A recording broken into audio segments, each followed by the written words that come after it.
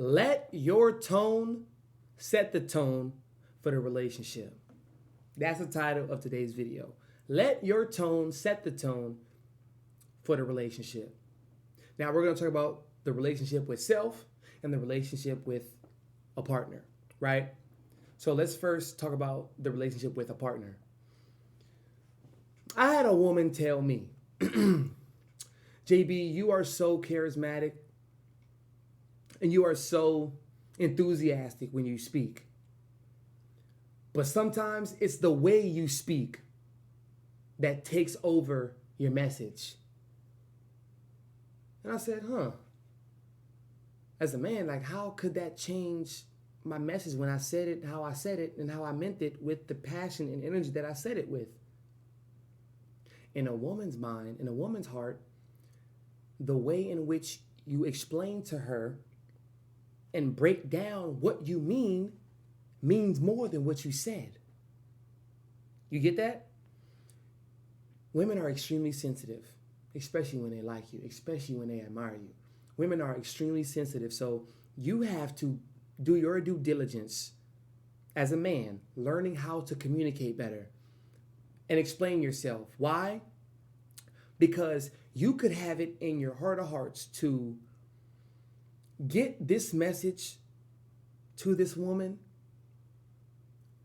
from the heart, but she just not gonna get it because you just say it so straightforward.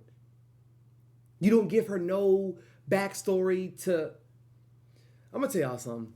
When it comes to women, you kind of have to give like tidbits. Like you have to hold her hand and guide her. I'm gonna say it like that. You have to hold her hand and guide her with a lot of things, even when she knows how to do them herself, because she's relying on you to lead the way. She's relying on you to guide her.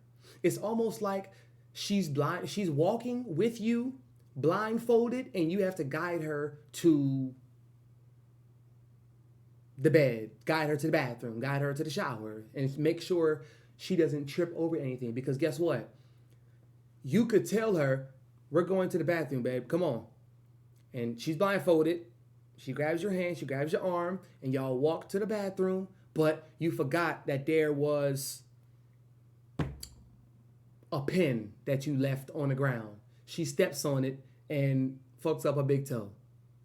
Now, that whole entire walk and that spontaneous walk, that spontaneous journey gets negated because she stepped on a pin that you left there, that you forgot about, or you didn't think to even, right? So we have to be mindful of how we communicate to women. So, for example, let's give an example here. Let's say you are explaining to her how you felt about something that meant a lot to you that went on last week. Let's say it was a basketball game and she was there, and you tell her, like, you wasn't even cheering for me.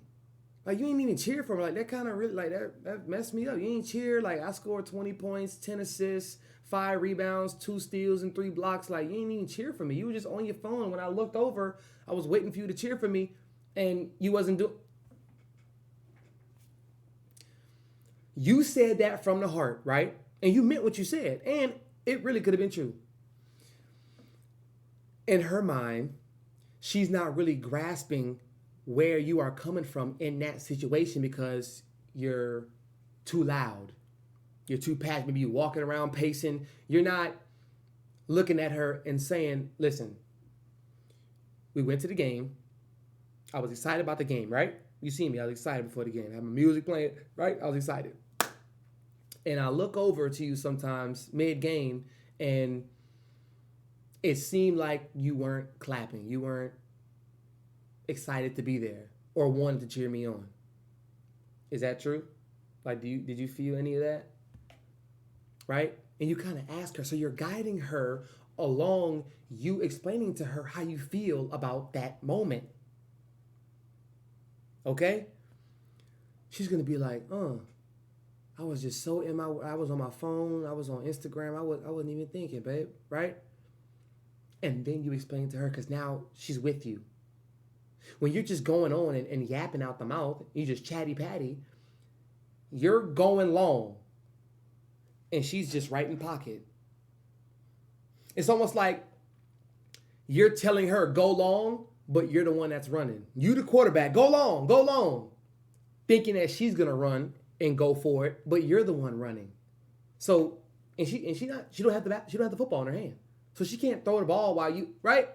So in that token,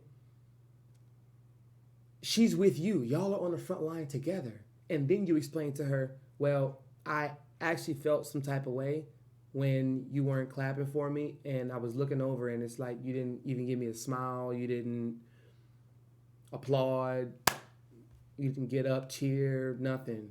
Get me any Gatorade, any Powerade, any Propel, vitamin water. You didn't give me nothing. I didn't have anything, and I didn't ask for it, but that's something that I wanted, that I didn't know that I wanted until it came the day, and you just acted like you weren't excited to be there.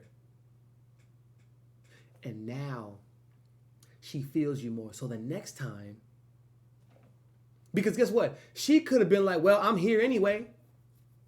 I showed up, didn't I? I'm here. So maybe she thought that was enough. Her being there was A+, 10 out of 10. Nah. Are you my girl? Like, are you going to support me? Like, are you going to show me that you want to be here? Right? That's what matters. So, your tone sets the tone for you and your relationship. Now, let's take it with self, with you. How do you set the tone for your day? How do you set the tone for the day? The first thing you do when you wake up, you grab your phone, you slide through Instagram, slide through TikTok, Facebook. You look at everybody else's life before you check yours. You check everybody else's temperature, their social temperature, what they having for breakfast, what they had last night for dinner, what party they went to on Saturday and it's Sunday, who they were with, what time they went out, what time they got home. They're going to post it all. And you wake up and you check. So you're giving all of that power and energy to people on the internet before yourself. And that's how you set the tone for your day.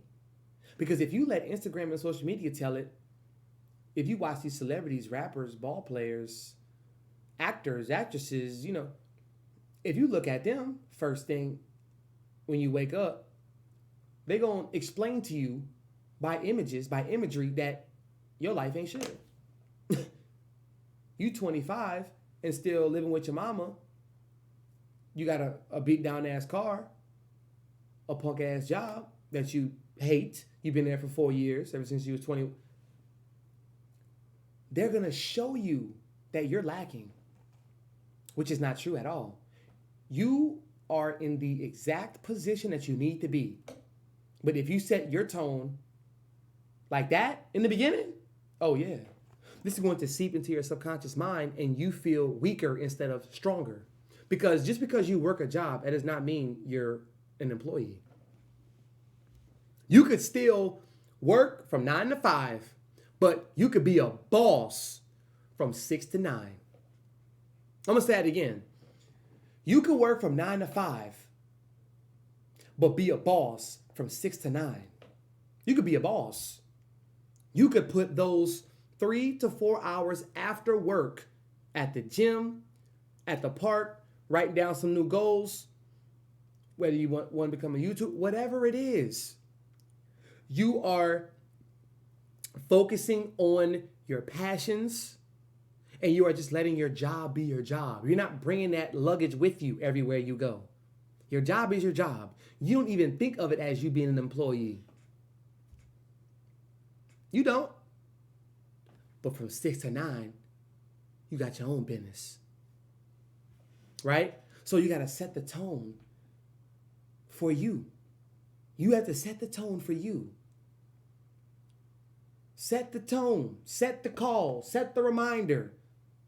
Leave that tone, leave that bone for you and you only. You know where this tone is at. You know where this bone is at. You know what to do when you wake up. You know what is going, because this is how you can do it. You can wake up and do the exact thing that you know is going to make you feel less energized, which is actually more comfortable and more easy. Or you can wake up, have it on your mind. You have that tone on your mind every day, like a ringtone. After every call that you miss or every call somebody misses, what do you hear? The same message. At the point where you call somebody and you hear their ringtone or you hear their voicemail enough, guess what? You're going to memorize it.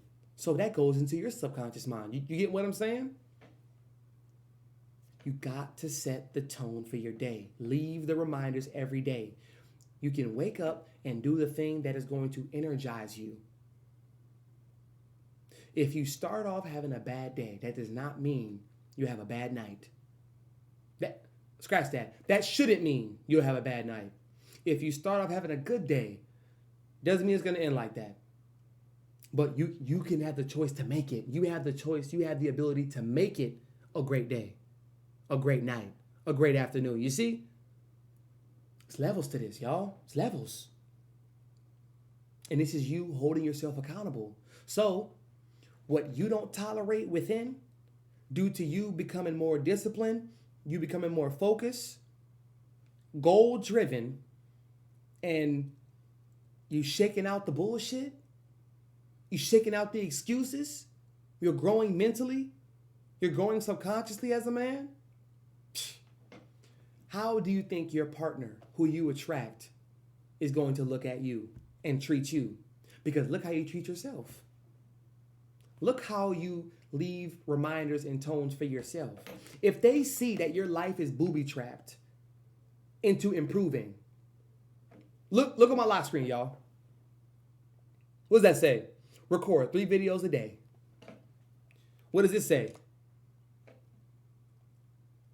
Right here. Look at that. Do not get on your phone past 10 p.m. unless you're streaming. I just got off stream, had this in my notes, filming a video. My life is booby-trapped. I have signs reminding me where I was, where I used to be, what I came from, and where I'm going. Because I refuse to stay complacent. These are things that women admire in ambitious men. These are things women admire. Which one are you? I'm here to ask you questions that you already know the answers to. And I'm just here to give you some pushes in the back to just let you, hey, let's get it. Let's get it. I'm going to be some 2-hand pushes, right? But let's get it. Don't get complacent now. It's not the time to get complacent. Because guess what? You wake up the next day and you do the same thing you did yesterday and the week before and the month before and a year before. This day when you wake up, you're going to feel that new bag. You're going to feel that new you because of the work you've been putting in, because of the energy and effort you've been putting in. Same thing with relationships. If you become patient with your partner, learn patience with your partner, week after week, month after month, year after year, in 5 years, in 10 years, y'all's bond is going to be impeccable. And don't have it in your brain that just because you are doing this thing that you're not going to have setbacks. You're not going to have things that are going to distract and test you. That's what makes the relationship with yourself and your partner much bigger.